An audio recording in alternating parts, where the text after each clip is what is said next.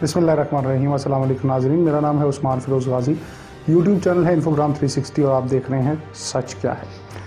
नाज़रीन, corona vaccine का सच क्या है, आज का वीलॉग बहुत अहम है। मेरी दरख्वास्त है कि अपने लिए, अपनी फैमिली के लिए, सबकी सेहत के लिए ज़रूर सुनिए, देखिए और शेयर कीजिए, क्योंकि पाकिस्तान में कोरोना बहुत तेज़ी से फैल रहा है और इस बार बरतानवी किस्म पहले से कहीं ज़्यादा मुहलिक है। तो इस वक्त ये जानना हम सब के लिए बहुत अहम है कि कौन कौन सी वैक्सीन पाकिस्तान में दस्तयाब है, हुकूमत कौन सी वैक्सीन लगा रही है, इसकी अफादियत कितनी है और दीगर ममालिक में कौन सी वैक्सीन इस्तेमाल की जा रही है, और ये भी कि क्या आप ख़ुद से भी दीगर वैक्सीन मंगवा सकते हैं, कौन सी वैक्सीन कितने में मिलेगी और रूस से पाकिस्तान में आने वाली वैक्सीन बेहतर है या चाइनीज़ बेहतर है। इस सारे हवाले से डॉक्टर्स क्या कहते हैं, ये सब इस वीलॉग में आप जान सकेंगे। तो नाजरीन, अपनी ज़ात के लिए, अपनी सेहत के लिए पूरी बात ज़रूर सुनिएगा। तो नाजरीन, शुरू करते हैं कि अब तक पूरी दुनिया में कितनी किस्म की वैक्सीन लगाई जा रही है, किस किस कंपनी की है, क्या नाम है और इनकी कोरोना से लड़ने की अफादियत कितनी है। सबसे पहले जिक्र करेंगे पाकिस्तानी हुकूमत की। जो वैक्सीन पाकिस्तानी हुकूमत की जानिब से लगाई जा रही है उसका नाम है साइनोफार्म। ये वैक्सीन बुनियादी तौर पर चाइना ने तैयार की है और पाकिस्तान में पहले इसका ट्रायल किया गया था। जब ट्रायल के नताइज बेहतर आए नाज़रीन, तो इसको पाकिस्तानी हुकूमत को भेजा गया, पहले तोहफ़तन भेजा गया और फिर इसको ऑर्डर दिया गया और आजकल ये लगाई जा रही है। नाज़रीन, इस वैक्सीनेशन की कोविड-19 से लड़ने की सलाहियत 75 से 79% तक है। ये एक इनएक्टिवेटेड वैक्सीनेशन है।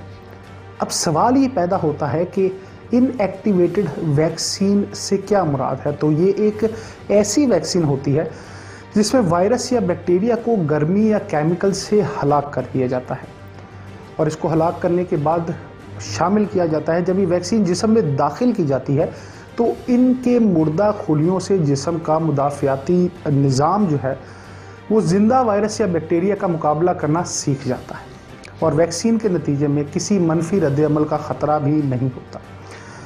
नाज़रीन, साइनोफार्म की वैक्सीन 21 दिन के फ़र्क से 2 डोजेज़ पर मुश्तमिल है। यानी पहली बार जब आपको वैक्सीन लगेगी तो उसके बाद आपको 3 वीक्स का टाइम दिया जाएगा और उसके बाद आपको फिर दूसरी डोज यानी बूस्टर के तौर पे लगवाना ज़रूरी होगी। सिर्फ इस सूरत में ही आप इसकी सलाहियत के मुताबिक यानी 75 से तकरीबन 80% तक महफूज रह सकेंगे। इस वैक्सीन को 2 से 8 सेंटीग्रेड पर रखना ज़रूरी होता है, यानी रेफ्रिजरेटर का इसके लिए होना ज़रूरी है। चाइना की ही नाज़रीन एक और वैक्सीन भी है जिसका नाम साइनोवैक है। साइनोवैक भी इनएक्टिवेटेड वैक्सीन है, मगर इस वैक्सीन का इम्यून रिस्पॉन्स यानी इसका कोरोना के ख़िलाफ़ लड़ने की सलाहियत साइनोफार्म से कम है। इसकी एफिशिएंसी नाज़रीन 50% है और इसको लगवाने का अमल वैसा ही है बिल्कुल, यानी 21 दिन में 2 बार ये लगती है, जिस तरह मैंने आपको पहले बताया।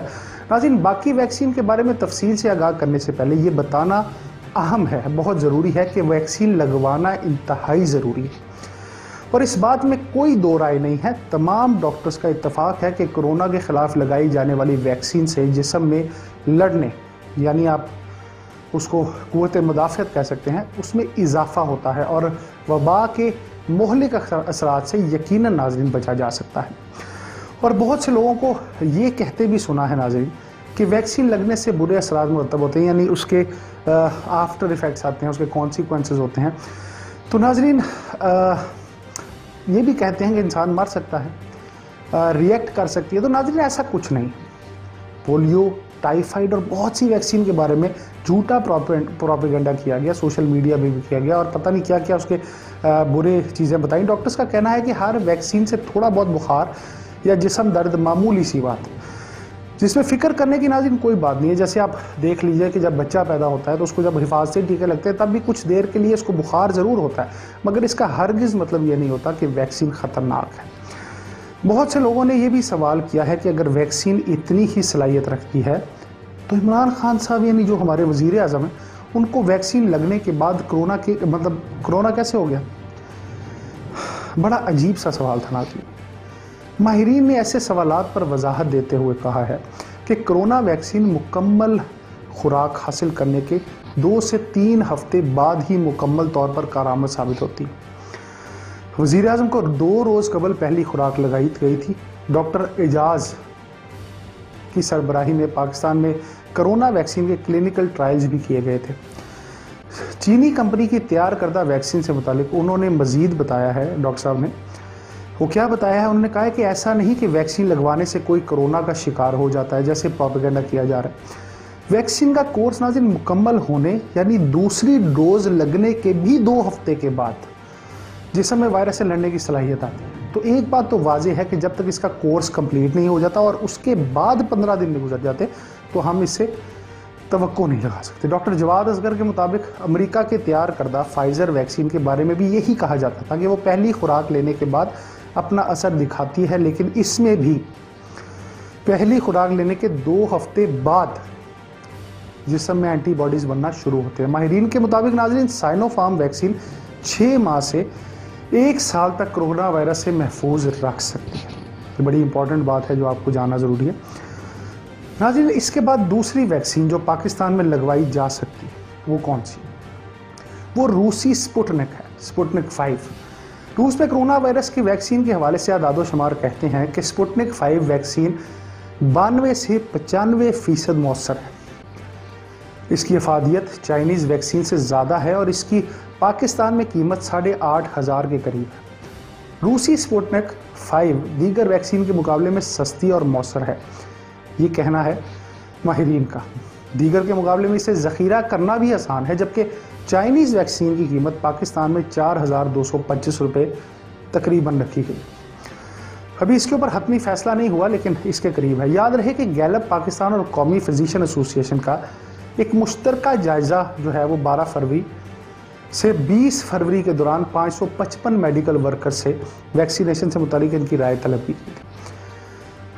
اس جائزے کے مطابق 81% جو ہیلتھ ورکرز ہیں انہوں نے ویکسین لگوانے کے حق میں رائے دی تھی، یعنی ناظرین یہ بات ذہن میں رکھیے کہ یہ لگوانی بہت ضروری ہے، جبکہ ان میں سے 46% نے سائنو فارم کی پر فائزر یا ایسٹرازینیکا کو فوقیت دی تھی۔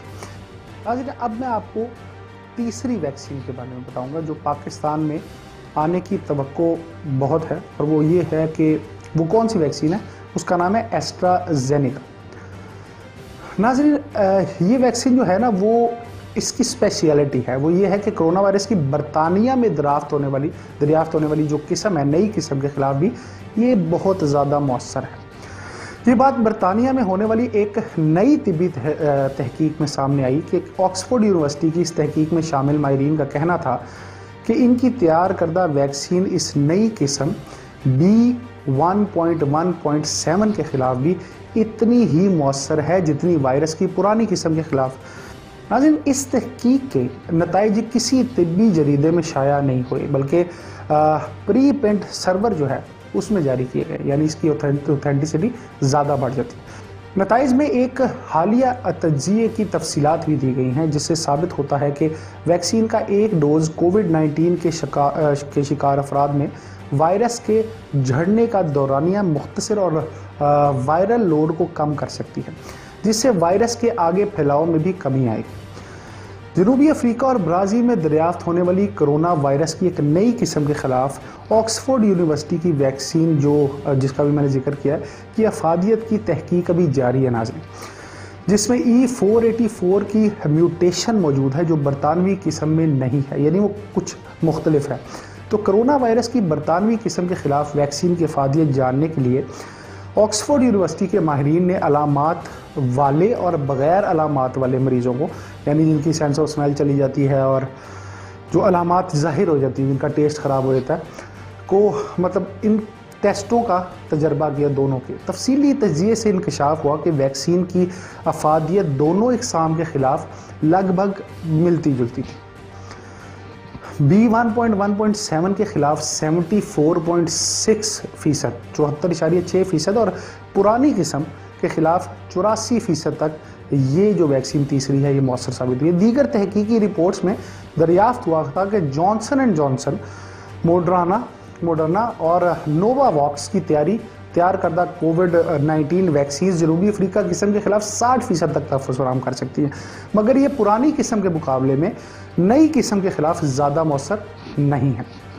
ناظرین، اب کچھ بات کرتے ہیں ایک اور ویکسین کی، بڑی کمپنی کی، Johnson and Johnson vaccine. Johnson and Johnson کو عالمی ادارہ صحت نے سنگل ڈوز کووڈ-19 ویکسین کی ہنگامی استعمال کی منظوری دے دی ہے، اور یہ اب فائزر اور موڈرنا کے بعد ناظرین تیسری منظور شدہ ویکسین بن چکی ہے۔ اس ویکسین کو پہلے ہی امریکہ، کینیڈا اور جنوبی افریقہ میں منظوری دی جا چکی ہے۔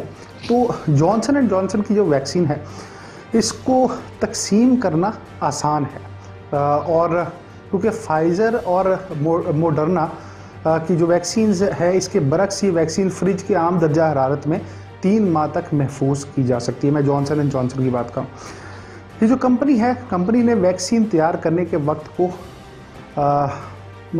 انہوں نے کہا تھا کہ 50 کروڑ خوراکیں جو ہے نا ہم فراہم کریں گے، جو جولائی تک فراہم کیے جانے کا امکان ہے۔ جانسن اینڈ جانسن تیسرے مرحلے کے نتائج کے مطابق، اس کی جو ٹیسٹنگ ہوئی تھی اس کے تیسرے مرحلے میں یہ ایک معتدل اور شدید بیماری کی روک تھام میں 66% تک مؤثر ثابت ہوئی ہے۔ تاہم کمپنی کا یہ کہنا تھا کہ شدید بیماری کے خلاف اس کی افادیت 85% تک ہے۔ ناظرین، کمپنی نے بتایا کہ امریکہ میں یہ ویکسین معتدل اور شدید بیماری کے خلاف 72%، لاطینی امریکہ میں 66% اور جنوبی افریقہ میں 57% مؤثر رہی۔ یعنی یہ ویکسین جنوبی افریقہ میں دریافت ہونے والی نئی قسم کے خلاف صرف 57% تک مؤثر ثابت ہوئی ہے۔ WHO نے بتایا کہ کمپنی کی جانب سے شیئر کیے گئے بڑے ٹیکنیکل ٹرائلز ڈیٹا سے ثابت ہوتا ہے کہ یہ ویکسین بزرگ افراد کے لیے بھی مؤثر ہے، خاصی مؤثر ہے۔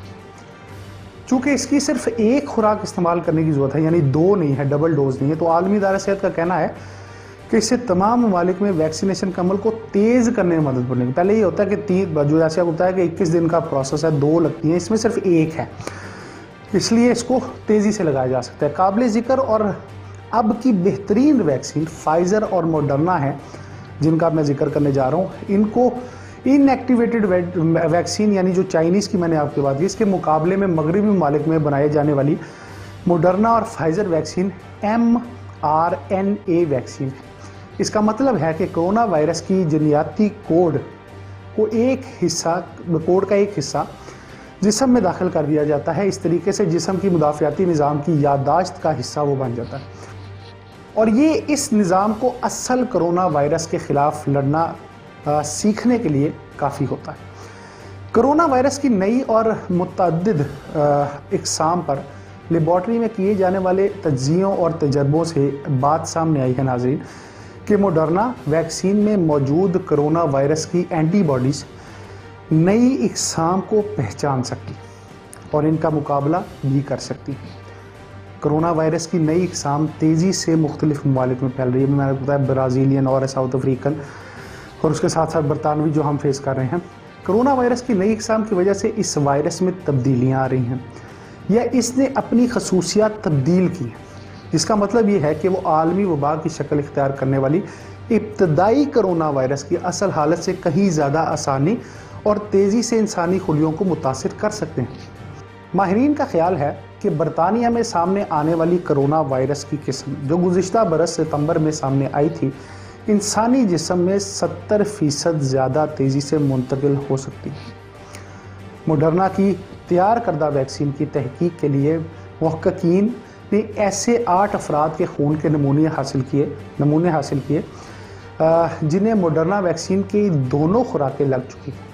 تاہم اس کے نتائج کا تفصیلی جائزہ لینا ابھی باقی ہے، لیکن اس تجربے سے اس بات کی جانب اشارہ ملتا ہے کہ اس ویکسین سے وائرس کے خلاف پیدا ہونے والی قوت مدافعت وائرس کی نئی اقسام کو پہچان کر اس کے خلاف کام کرتی ہیں۔ لیکن انسانی جسم کے مدافعتی نظام کے ذریعے تیار کردہ اینٹی باڈیز وائرس کو بے اثر کر کے خلیوں میں داخل ہونے سے روکتی ہیں۔ ان افراد کے خون کے نمونوں کو جب وائرس کی نئی اور تبدیل شدہ اقسام کے سامنے لایا گیا تاکہ یہ وائرس کو بے اثر کرنے کے لیے اینٹی باڈیز تیار کر لے، تو اس کے نتیجے کافی مثبت رہے۔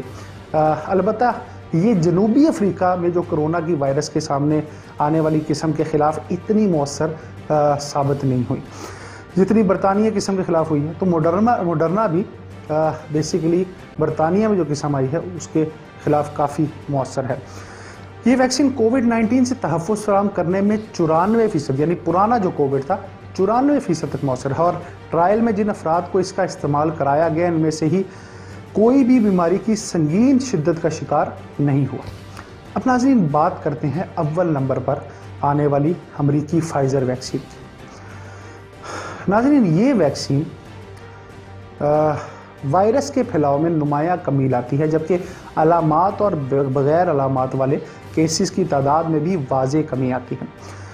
19 فروری کو جاری ہونے والی ایک تحقیق میں بتایا گیا ہے کہ اس ویکسین کے استعمال سے کووڈ-19 کے علامات والے کیسز میں 15 سے 28 دن کے دوران 85% 85% کمی آئی ہے، جبکہ بغیر علامات والے کیسز کی شرح میں 75% کمی دیکھنے میں آئی ہے. اس حوالے سے ناظرین محققین کا کہنا تھا کہ نتائج ایک اہم ترین پیش رفت ہے. 75 یا 95% کمی معنی نہیں رکھتی، بلکہ اہم بات وائرس کے پھیلاؤ میں نمایاں کمی ہے. انہوں نے کہا کہ اس کا مطلب یہ ہے کہ اس سے نہ صرف ویکسین استعمال کرنے والے کو تحفظ ملتا ہے، بلکہ اس کے ارد گرد موجود افراد کو بھی تحفظ فراہم کرتی ہے. دوسری تحقیق میں دریافت کیا گیا کہ اس ویکسین سے علامات والے کیسز کی شرح میں 94% تک، جبکہ بغیر علامات والے کیس کی شرح میں 89% تک کمی آئی ہے. ناظرین ایک بات طے ہے اور وہ یہ ہے کہ تمام طبی ماہرین کا کہنا ہے کہ وائرس پر موسم کے اثرات مرتب ہوتے ہیں، اور اس وجہ سے نوعیت میں اور اثرات میں تبدیلی بھی آتی رہتی ہے. اس وجہ سے کچھ ویکسین کچھ ممالک میں غیر مؤثر، جبکہ کچھ ممالک میں انتہائی مؤثر بھی ہیں. مگر اس بات کو یقینی بنائیں، پوری قوم ایک ہو کر فیصلہ کریں کہ ویکسین لگوانی ہے، ویکسین لگوائیں اور اپنے پیاروں کو محفوظ بنائیں. اپنے ملک کے لیے، اپنے لیے احتیاط کریں، فاصلہ رکھیں، ماسک کے ساتھ تمام SOPs پر عمل کریں. سوچئے سمجھیے، کیونکہ پاکستان آپ سے ہی. بسم اللہ الرحمن الرحیم. السلام علیکم ناظرین. یوٹیوب چینل ہے انفوگرام 360. میرا نام ہے عثمان فیروز اور آپ دیکھ رہے ہیں سچ کیا ہے. ناظرین ایک نئی ملاقات، اور اس ملاقات میں بہت اہم ایشوز زیر بحث آئیں گے. سب سے پہلے تو ناظرین ہمیں اکثر آپ نے محاورہ سنا ہوگا کہ لاہور ہے، جنہیں لاہور نہیں دیکھا جمعہ نے نئی ریساں شہر لاہور دیا. اس طرح کے بہت سے معاملات اور بہت ساری کہاوتیں ہیں لاہور کے بارے میں. اور واقعی شہر لاہور ایسی ایک جگہ ہے جہاں پہ جو آتا ہے اس کا جانے کو دل نہیں کرتا. لیکن آج کل لاہور مت آئیے، لاہور خطرناک ہو چکا ہے. لاہور شہر زہریلا ہو چکا ہے. کرونا کے ساتھ ساتھ بہت ساری دوسری چیزیں اس میں مزید خطرہ پیدا کر رہی ہیں، اور حکومت کوئی فکر نہیں. لیکن میں آپ کو اس کے بارے میں آگاہ بھی کروں گا اور تنبیہ بھی کروں گا کہ اب لاہور شہر کا کیا حال ہے اور آپ نے اسے کیسے بچنا. جی ناظرین، سب سے پہلے بات کریں گے شہر لاہور کی. لاہور زہریلا ہو چکا ہے. مت آئیے گا لاہور. یہ وہ جگہ ہے جہاں پہ بادشاہی مسجد ہے، داتا دربار ہے، جہاں پہ نئی ریساں شہر لاہور کی، جس کی ریس کوئی نہیں ہے. لیکن آج یہ دنیا کا، جی ہاں میں دوبارہ آپ کو بتاتا ہوں، یہ دنیا کا گندہ ترین، آلودہ ترین شہر بن چکا ہے. کرونا نے جہاں پوری دنیا کو مفلوج کیا ہوا ہے، وہاں پہ ہم لوگوں کو کرونا کے ساتھ ساتھ بے تحاشا اور چیزوں کا سامنا ہے، جن میں سے ایک بہت بڑی چیز جس کا تدارک اب تک حکومت کرنے میں ناکام رہی ہے، وہ ہے زہریلی اسموک. اس وقت لاہور شہر کی جو آب و ہوا ہے وہ اس قدر زہریلی ہے کہ وزیر اعظم صاحب نے اپنے خطاب میں، گرین پلانٹیشن کے خطاب میں، انہوں نے اس کو زہر قاتل قرار دیا ہے. فیکٹس اینڈ فگرز کیا ہے؟ یہ جو گندگی ہے، یہ جو زہریلی اسموگ ہے، جو ہمارے سانس کے ذریعے ہمارے پھیپھڑوں کو نقصان دے رہی ہے. اور یہ بتاتا چلوں آپ کو کہ کرونا بھی ایسا ہی کرتا ہے. کرونا بھی سب سے زیادہ مضر صحت ہے اور سب سے زیادہ افیکٹ کرتا ہے پھیپھڑوں کو، یعنی ایک ہی وقت میں ہمیں دو ایک جیسی بیماریوں کا سامنا ہے، یا ایک جیسی نہ بھی کہیں تو یہ کہہ سکتے ہیں کہ ان دو بیماریوں کا سامنا ہے، ان دو چیزوں کا سامنا ہے، دو مسائل کا سامنا ہے جو براہ راست انسان کی باڈی میں اس کے لنگز کو افیکٹ کر رہے ہیں۔ اور پہلے ہی کرونا سے اموات کا سلسلہ اتنا تیز ہے، تو یہ دیکھیں، یہ سوچیں کہ اگر اس کے ساتھ ساتھ لنگز افیکٹ کرنے کے لیے اسموک بھی ہے تو پھر انسان کی زندگی کی کیا اہمیت ہے۔ بقول وزیر اعظم صاحب کے کہ اسموک کی وجہ سے، ان زہریلے مادوں کی وجہ سے ایک انسان کی عمر 8 سے 11 سال کم ہو جاتی ہے، اور اس کی ان کو ابھی تک کوئی فکر نہیں ہے۔ تو index quality, air quality index کی بات کرتے ہیں کہ جو لاہور میں اس وقت ہے، جس نے اسے دنیا میں سب سے گندا شہر بنا دیا ہے۔ تو ناظرین، اس وقت جو شرح ہے وہ ہے 321 مائکرو گرام فی کیوبک میٹر۔ مختلف علاقوں کی بات کروں تو کینٹ میں، جو لاہور کینٹ ہے، اس میں سب سے زیادہ اسموک ہے جو 516 AQI ہے۔ گلبرگہ کے علاقوں میں 325 سے لے کے 341 کے درمیان ہے۔ شملہ پہاڑی کی کوالٹی انڈیکس جو ہے وہ 321 ریکارڈ کی گئی۔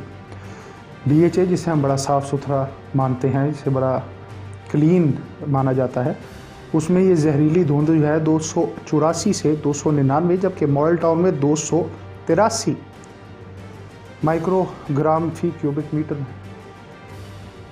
اور یہاں یہ بات بہت ضروری ہے، قابل ذکر بات یہ ہے کہ ماہرین کے مطابق جو ایئر کوالٹی انڈیکس ہے، اس کا جو اس کی جو بہتری ہے، یعنی جو یہ انسانی صحت کو مضر صحت نہیں ہے جو سانس لینے میں، وہ تقریباً 150 ہے۔ آئی ریپیٹ کہ اس وقت 321 ہے، یعنی ڈبل سے تقریباً زیادہ۔ اس سانس میں ہم، اس فضا میں، معذرت کے ساتھ، اس فضا میں ہم سانس لے رہے ہیں، اور وہ بھی کرونا کے دنوں میں۔ تو لاہور شہر اس وجہ سے ماتا ہی، کیونکہ گورنمنٹ کو کوئی فکر نہیں۔ اب ہم اس کے تدارک کی اور اس کی پاسبلٹیز کی بات کرتے ہیں کہ اصل میں ایسا ہوتا کیوں ہے، فضائی آلودگی ہے کیوں۔ تو ناظرین، شہروں گھروں میں رہنے کے لیے ماہرین کہہ رہے ہیں آج کل کہ گھر میں بیٹھے رہیں، باہر نہ نکلیں۔ اور یہ زیادہ تر ہوتا کیوں ہے؟ ٹریفک کا دھواں بہت زیادہ ہو گیا، درخت نہیں ہمارے ملک میں، ڈی پلانٹیشن ہے، اس کے علاوہ کوڑے کو آگ لگانا معمول بن چکا ہے۔ کوئی ایکٹ، کوئی قانون، کسی طرح کا کوئی صورتحال، کوئی چیک اینڈ بیلنس نہیں نظر آتا۔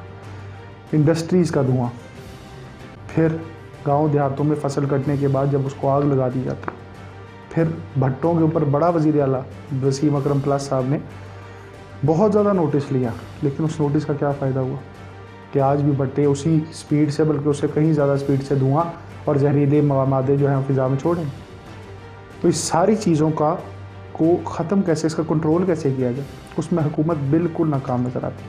تو سچ اور حق کی بات یہ ہے جو سب کو کرنی چاہیے کہ اس وقت کرونا کے پیرالل ہمیں ایک نہیں دو مشکلات کا سامنا ہے، اور خصوصاً لاہور کے لیے، لاہور کے باسیوں کے لیے، لاہور میں رہنے والوں کے لیے یہ مشکل ترین ہوتا جا رہا ہے۔ اس سے نبٹنا حکومت کی اولین ذمہ داری ہے، کرونا کے ساتھ ساتھ۔ ناظرین، چھوٹی سی سٹوری ہے وزیر اعلیٰ صاحب کی۔ آپ نے کچھ حقائق پہلے بھی دیکھے ہوں گے کہ جو آگ لگنا اور یہ سارے معاملات درکنار 2017 سے لے کر، اور شاید اس سے بھی پہلے سے، بہت سارے ماہرین نے، بہت ساری چیزوں نے حکومت کے دروازے کو کھٹکھٹایا کہ بھائی اسموگ آ رہی ہے، بھائی اسموگ آ رہی ہے، یہ زہریلا مادہ ہے، نقصان دہ ہے۔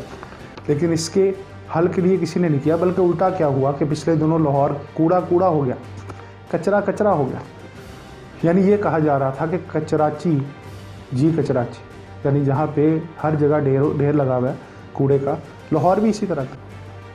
اب اس کے پیچھے سٹوری کیا تھی؟ اس کے پیچھے سٹوری یہ تھی کہ ترکی کی 2 کمپنیز کو 2011 میں اس وقت کی حکومت وقت نے $25,44,000 میں تقریباً کم و بیش انہوں نے ایک معاہدہ کیا، جس کے مطابق یہ تھا کہ ان کی ایفیشنسی دیکھتے ہوئے، ان کی کارکردگی دیکھ کے ہر سال یہ معاہدہ آگے بڑھے گا۔ لیکن جیسے ہی حکومت آئی PTI کی، تو اس کو اس میں کیڑے نظر آنے لگے۔ انہوں نے کہا جی اتنے پیسے ہم کیوں دیں؟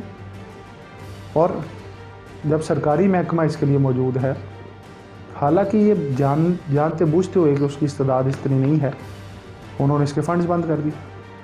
جب فنڈز بند کیے تو کام رک گیا، جب کام رک گیا تو پورے ملک، پورے شہر میں کچرا ہی کچرا ہو گیا، تعفن ہی تعفن ہو گیا۔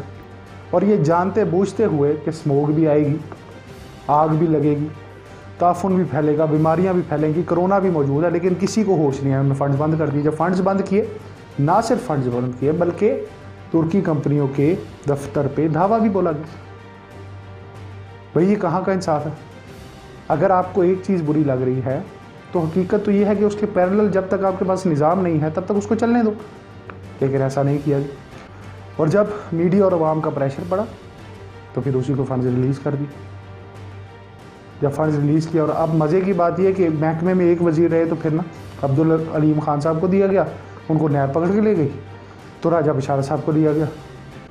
راجہ بشارت صاحب کے پاس جب اس کے بعد جب وزارتیں تبدیل ہوئیں تو تبدیل ہونے کے بعد وزیر اعلیٰ کو لگا عثمان بزدار صاحب کو کہ یہ تو میرے پاس ہی رہنی چاہیے، لیکن نقصان کس کا؟ آپ کا، میرا، اس شہر کا۔ تو پیرلل کرونا کے یہ حالات ہیں کہ لاہور شہر میں 7 مقامات، 7 ایریاز میں اب تک لاک ڈاؤن لگا ہوا، جو 28 فروری تک چلنا ہے، لیکن ہوش کے ناخن نہیں لیے جا رہے۔ یہ اس سال ختم ہوگا تو اگلے سال اور آئے گا، اس سے اگلے سال بھی آئے گا۔ یعنی ہم مسلسل ایک چیز کو دیکھتے ہیں کہ یہ نقصان دہ ہے، اور جب وہ وقت گزر جاتا ہے تو ہم آنکھیں بند کر لیتے ہیں کہ ہماری جان چھوٹ گئی۔ تو کیا کوئی حکمت عملی نہیں ہے؟ ہمیں سب کے اوپر درخواست کرنی چاہیے، کیونکہ ہم کر رہے ہیں اس توسط سے، اس پروگرام کی توسط سے درخواست بھی کر رہے ہیں وزیر اعلیٰ عثمان بزدار کو کہ خدا را اور حکومت وقت کو کہ خدا را ہوش کے ناخن لیں۔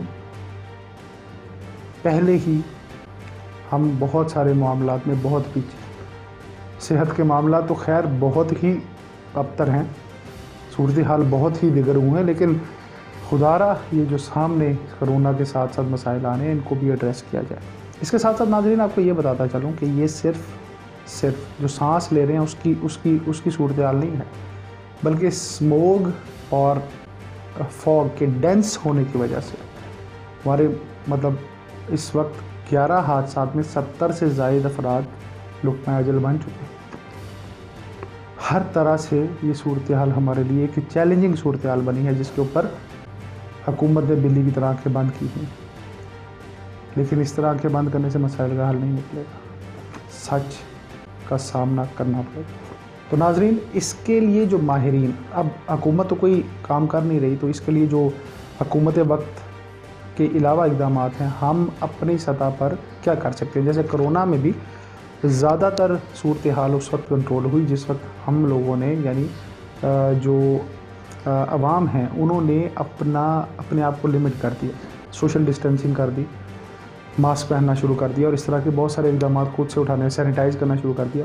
اس طرح کے بہت سارے معاملات انہوں نے خود سے کرنے شروع کر دی، جس کی وجہ سے کمپیریٹیولی صورتحال میں بہتری آئی۔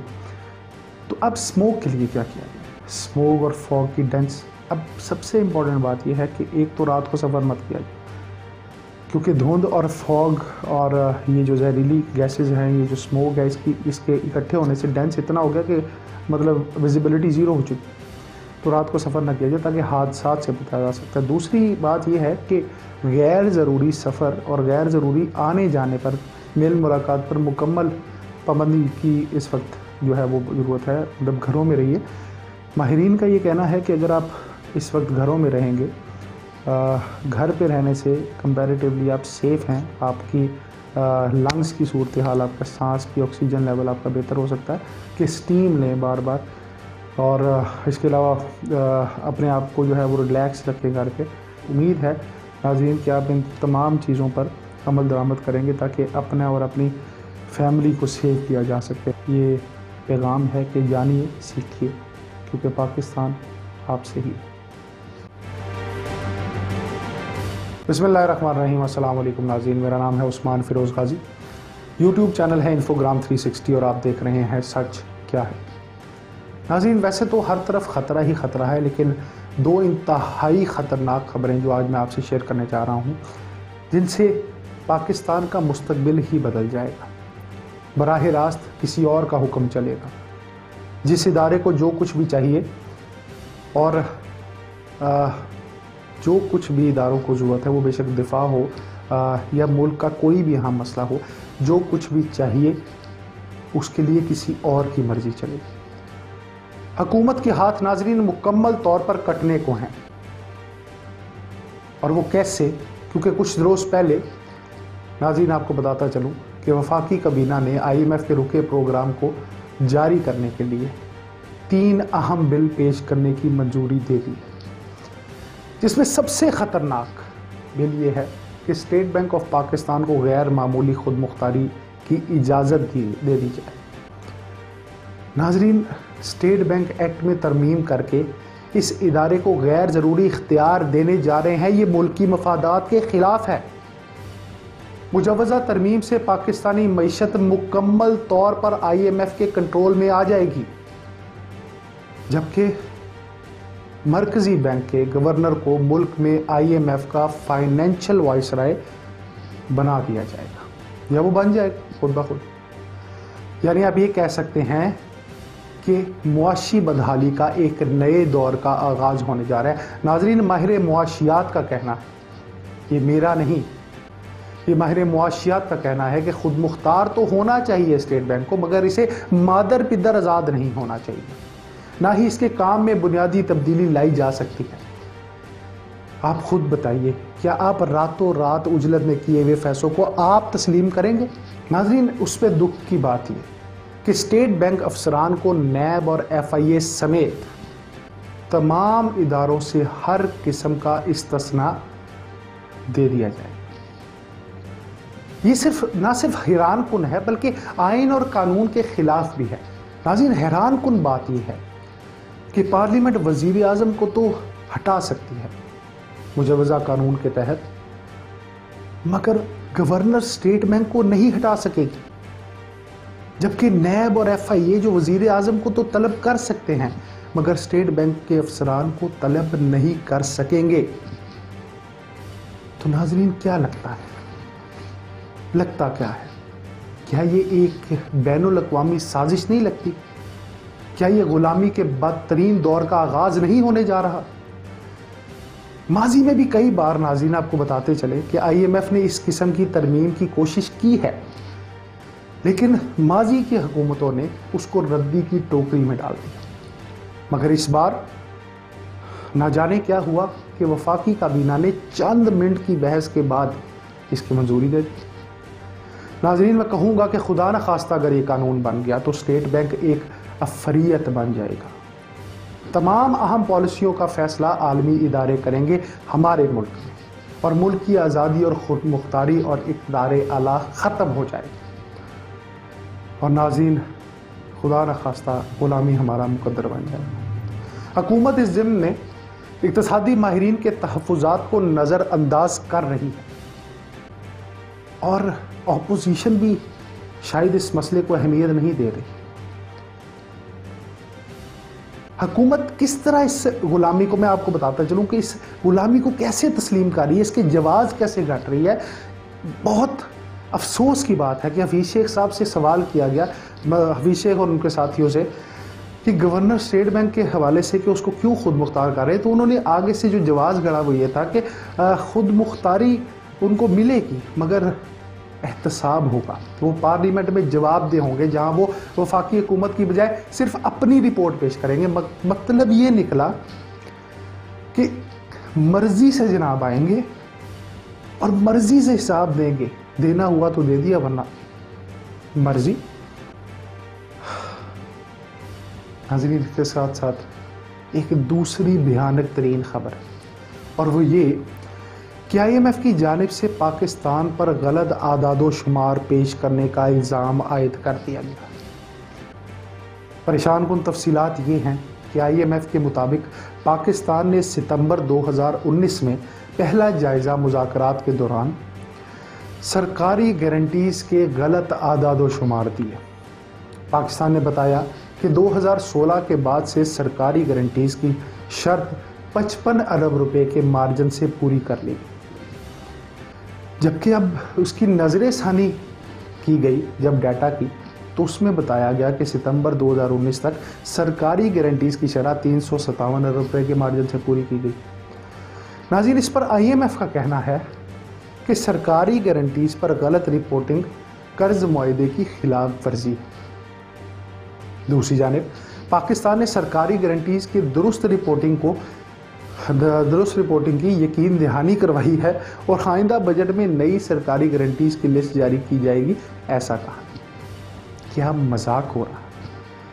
کیا کوئی ملک اس طرح کی صورتحال کا متحمل ہو سکتا ہے؟ کیا کوئی حکومت اتنا بچپنا کر سکتی ہے؟ یعنی آپ جس کے آگے گھٹنے ٹیک رہے ہیں اور بڑکے مار رہے ہیں، اس سے بھی جھوٹ، عالمی سطح پر جگ ہسائی، مطلب اب یو ٹرن بھی نیشنل سے انٹرنیشنل ہو گیا، حد ہو۔ ناظرین، اب ان دونوں خبروں پر ایک تشویش کی بات اور بھی ہے، اور وہ یہ کہ ان دنوں اپوزیشن بھی ان خبروں پر خاموش ہے۔ اس صورتحال میں اس وقت تو اپوزیشن اس مسئلے پر گرج برس کر اور رکاوٹ بن کر داد آسانی سے سمیٹ سکتی ہے، مگر کیوں نہیں؟ اس کے دو جواب ہو سکتے، ایک کہ خاموشی کا مطلب ہاں ہے، اور دوسرا یہ کہ مقصد عمران خان کو مزید غیر مقبول کرنا ہے۔ ناظرین، جو بھی مقصد ہے، اس میں پاکستان پھر نہیں ہے، یعنی ملک کی مفاد میں نہ تو حکومت اور نہ اپوزیشن۔ ایک اور بھی خاموش رہنے کی وجہ ہو سکتی ہے کہ کوئی طاقت خاموش رکھ رہی ہے۔ اب جو بھی ہے، لیکن ملک کا نقصان بہرحال ہو رہا ہے۔ ناظرین، دوسری طرف 6 روپے بجلی کا بڑھنا اور 97% گیس کی قیمتوں میں اضافہ مہنگائی کا کیا طوفان لائے گا؟ حکومت گیس صارفین پر 105 ارب روپے کا اضافی بوجھ ڈالے گی، اور اوگرا کے مطابق گیس کی قیمت میں اضافے کی درخواست آئندہ مالی سال کے لیے کی گئی ہے۔ سوئی سردرم کی قیمت میں 109 روپے 78 پیسے فی MMBTU اضافے کی درخواست کی گئی ہے، جبکہ نرخ 778.59 روپے سے بڑھ کر 888 روپے مقرر کرنے کی سفارش کی گئی، اور اس پر حکومت کی ڈٹائی کے سب اچھا ہے۔ معیشت درست سمت میں گامزن ہے۔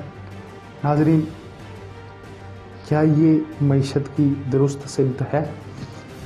کیا جھوٹ پہ جھوٹ نہیں بولا جا رہا؟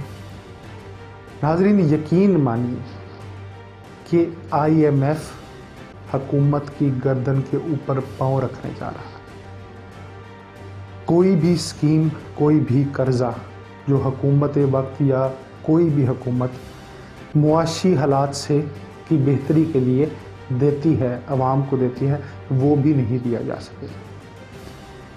اس کے ساتھ ساتھ جو پیسوں کی پرنٹنگ ہے، جب بھی مشکل حالات آتے ہیں تو پیسوں کو پرنٹ کر کے حکومت وقت گزارتی ہے، اس کی پرنٹنگ بھی نہیں کی جا سکے گی۔ اس کے ساتھ ساتھ پرائیورٹی ہمیشہ قرض واپس دینا نہیں ہوتا، اور یہاں پہ میں آپ کو یہ بات لازمی بتاتا ہوں کہ کوئی بڑا قرضہ IMF نہیں دے رہا، وہ ہمیں ٹکے ٹکے دے رہا ہے، اتنی بڑی معیشت کو ٹکوں میں دے رہا ہے، اور اس کے عوض وہ ہم سے بہت کچھ لے رہا ہے۔ کہ مغلیہ دور کی بات کر لیں یا سلطنت عثمانیہ کی بات کر لیں، پرانے دور میں بھی جو بٹر ریبیلین آتا تھا، جو ورسٹ ریبیلین آتا تھا، وہ بھی ٹیکس لگنے پر آتا تھا، جس کو بھتہ وصولی جو ہے وہ عوام کو ایسا تاثر دیا جاتا تھا کہ وہ اگر ٹیکس نہیں دیں گے تو ان کے خلاف یہ ہوگا، اور جو کہ پاکستان میں اب رائج ہونے جا رہا ہے۔ ناظرین، معاملات کافی سنجیدہ ہے اس وقت۔ معاملہ آپ دیکھیں، ہر اجلاس میں، ہر محفل میں، ہر جگہ خود مختاری کی بات ہوتی ہے، ایک قوم ایک منزل کی بات ہوتی ہے۔ ہم پاکستانی ہیں، ہم کسی کے آگے کشکول نہیں کریں گے، ہماری ڈگنیٹی کی بات ہوتی ہے، اور اس کے اوپر اربوں روپیہ خرچ ہوتا ہے، لیکن ہر اجلاس میں کیا صرف منہ سے بول دینے سے ڈگنیٹی قائم ہو جاتی ہے، خود مختاری کا قائم ہو جاتی ہے؟ ہم تو سیدھا خود مختاری کا سودا کرنے جا رہے ہیں۔ नाज़रीन, इस तमाम तर हक़ाइक़ पर सोचिए समझिए, क्योंकि पाकिस्तान आपसे